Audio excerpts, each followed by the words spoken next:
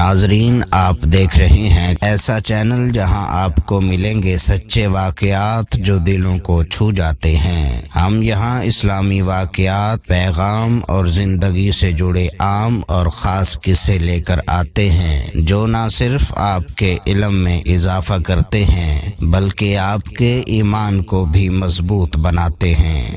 دین کی بات کو اور سچے واقعات کو دوسروں تک پہنچانا مانو جیسے چھت پر جا کر کسی کو پکارنا ہے، اور اس میں ہم سب کا کردار بہت ضروری ہے۔ اس لیے آپ سے گزارش ہے کہ ہمارے چینل کو سبسکرائب کریں اور اس نیک کام میں ہمارا ساتھ دیں۔ ہر نیا واقعہ سب سے پہلے آپ تک پہنچے، اس کے لیے بیل آئیکن ضرور دبائیں، لائک کریں، کمنٹ کر کے اپنی رائے دیں اور ان ویڈیو کو دوسروں تک پہنچانے کے لیے زیادہ سے زیادہ شیئر کریں۔ جزاک اللہ۔ اس زمین پہ حضرت آدم علیہ السلام کے تقریباً 1000 سال بعد اللہ نے عراق کی زمین رافتین کا انتخاب کیا اور وہاں اپنے بندے یشکر بن لامک کو نبی بنا کر بھیجا، جن کو مختلف القاب سے آج بھی دنیا یاد کرتی ہے۔ کوئی اللہ کے اس نبی کو عبد الغفار کہتا ہے، تو کوئی عبد الجبار، تو کوئی الیاس، تو کوئی کشتی والا نبی، اور کوئی نوح نجی اللہ کہتا ہے۔ حضرت نوح علیہ السلام حضرت ادریس علیہ السلام کے پرپوتے ہیں۔ حضرت آدم علیہ السلام کی 10ویں پشت میں سے ہیں۔ وہ قوم اس وقت دنیا کی بدترین قوم تھی۔ وہاں ظلم کا نام نفسانی خواہشات پر فخر کرنا، بتوں اور شیطانوں کی پوجا کرنا عام تھا۔ اللہ کے نبی حضرت نوح علیہ السلام بچپن سے ہی ان کو بار بار سمجھاتے رہتے کہ اس کائنات کا مالک ایک اللہ ہے جس نے ہر ایک چیز کو پیدا کیا۔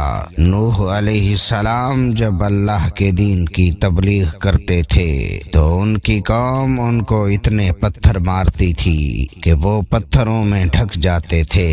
تاریخ نے لکھا تقریباً 950 سال تک آپ تبلیغ کرتے رہے، بار بار پتھر کھاتے رہے، لیکن افسوس سوائے چند غریب اور مساکین کے کوئی بھی آپ پر ایمان نہ لایا۔ آپ اپنی امت کے لیے اتنا روئے، اتنا گریہ کیا کہ آپ کا نام ہی نوح پڑ گیا۔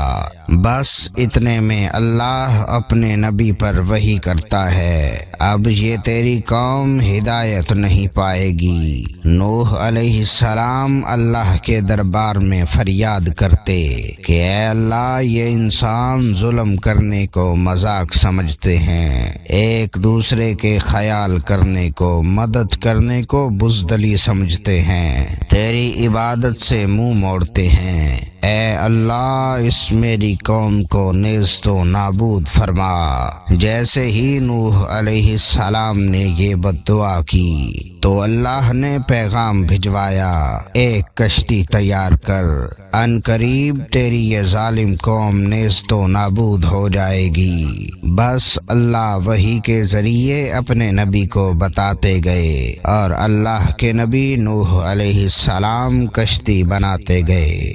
جیسے کہ نوح علیہ السلام ایک پہاڑ پہ رہتے تھے تو نہ وہاں سمندر تھا نہ درخت تھے، بالآخر اللہ کے نبی نوح نے درخت اگائے اور اس کی لکڑی سے کشتی کو بنانا شروع کیا۔ آپ لکڑی سے بڑے بڑے تختے بناتے، پھر لوہا لاتے، اس کے کیل بناتے، تختوں کو جوڑ کر اس میں کیل ٹھوکتے گئے۔ تاریخ نے لکھا تقریباً 100 سال تک آپ وہ کشتی بناتے رہے اور آپ کی قوم روز آپ کے پاس آتی اور آپ کی توہین کرتی، آپ کو پاگل کہتی کہ نہ تو یہاں دریا ہے نہ سمندر، پھر بھی یہ پاگل کشتی بنا رہا ہے۔ اللہ کے نبی نوح علیہ السلام آسمان کو دیکھ کے صبر کرتے اور اللہ کے حکم کو تسلیم کرتے ہیں۔ اس کشتی کا طول طول 300 گز، اونچائی 30 گز اور عرض 50 گز تھا۔ ایک روایت کے مطابق اس کا طول 1 کلومیٹر سے زیادہ تھا۔ یہ کشتی عام کشتیوں کی طرح نہیں تھی، بلکہ جس طرح سے اس کشتی کو نیچے سے بند کیا گیا تھا ویسے ہی اوپر سے بھی بند کیا گیا تھا، تاکہ بارش کا پانی بھی کشتی میں داخل نہ ہو سکے۔ اس کشتی میں الگ الگ 3 درجے بنائے گئے تھے۔ نچلا درجہ جانوروں کے لیے تھا، بیچ والا طبقہ انسانوں کے لیے اور اوپر والا حصہ پرندوں کے لیے۔ ہر درجے میں ایک دروازہ تھا۔ بس جب کشتی تیار ہو گئی تو اللہ نے فرمایا، اے نوح، زمین پہ مختلف جانوروں اور پرندوں کے جوڑوں کو اس کشتی میں سوار کرو تاکہ ان مخلوقات کی نسل باقی رہ سکے۔ حضرت نوح علیہ السلام نے مختلف پرندوں، جانوروں، خواہ ہر وہ چیز جس میں زندگی کے آثار ہیں، کشتی میں سوار کرنا شروع کر دیا۔ پھر انسان کو حجت تمام کرنے کے لیے کہنے لگے، آؤ یہ کشتی نجات کی کشتی ہے، جو بھی اس کشتی میں آئے گا وہ اللہ کی امان میں ہوگا۔ وہ پوری قوم ہنستی رہی۔ تاریخ نے لکھا، آپ کے ساتھ تھوڑے سے ہی لوگ تھے جن کی تعداد بعض کتابوں میں 80 بتائی گئی ہے، جن میں آپ کے 3 فرزند حام، سام، یافت اور ان کی بیویاں بھی موجود تھیں۔ اللہ نے اپنے نبی نوح سے کہا کہ عنقریب تندور سے پانی ابلے گا اور پوری قوم کو ڈبا دے گا۔ اس بات کو سن کر قوم نوح ہنس ہی رہی تھی کہ اتنی دیر میں دور سے پانی ابلنے لگا۔ لوگ اس پانی کو دیکھنے کے لیے دور دور سے آتے، ہنستے، لیکن کچھ ہی دیر میں ان کی ہنسی خاموش ہونے لگی، کیونکہ وہ پانی اتنا زیادہ بڑھتا گیا کہ ان کے تمام گھر ڈوب گئے اور اوپر سے بارش بھی برس رہی تھی۔ وہ کافر یہ سمجھ رہے تھے کہ طوفان کچھ دیر کا ہے، تو یوں وہ اونچے اونچے پہاڑوں کی طرف جانے لگے۔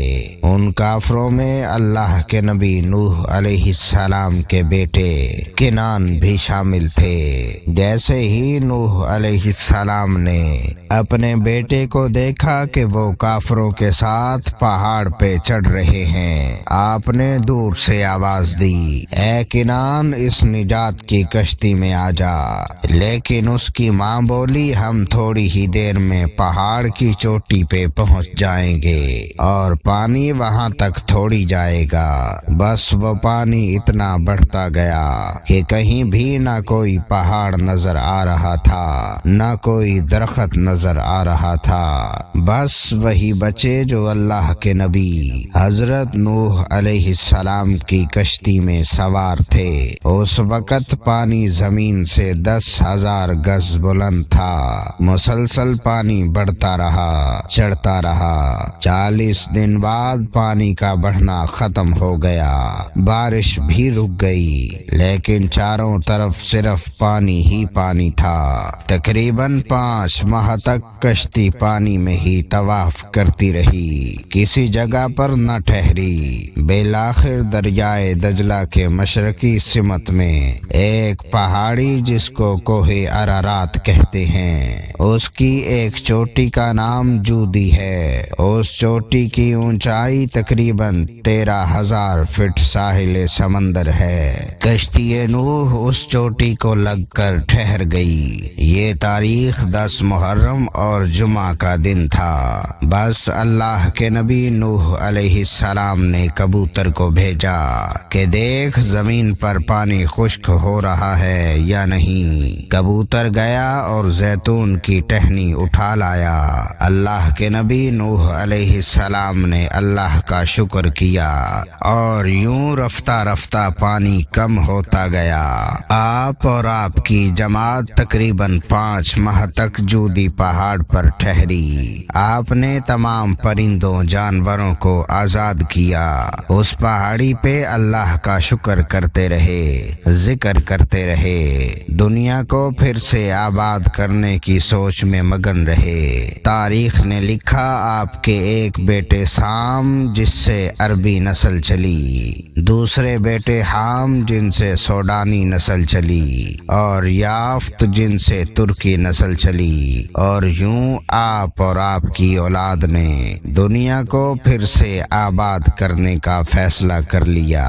تقریباً طوفان کے 60 سال بعد اللہ کے نبی حضرت نوح علیہ السلام اس فانی جہان سے دار البقاء کی طرف کوچ کر گئے۔